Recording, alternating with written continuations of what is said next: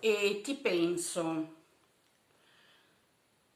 e non capisco qual che voglia esistere per ciò che si dice codesta, impresaria del dove, con chi che sia, intercettatrice di un uomo pari, ma quando mai? Compravendita di cuori? No, l'indipendenza prima di ogni codardia.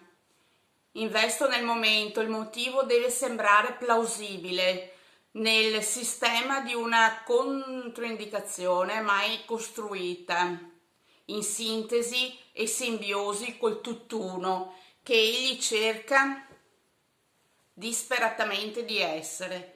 Esistere significa anche questo.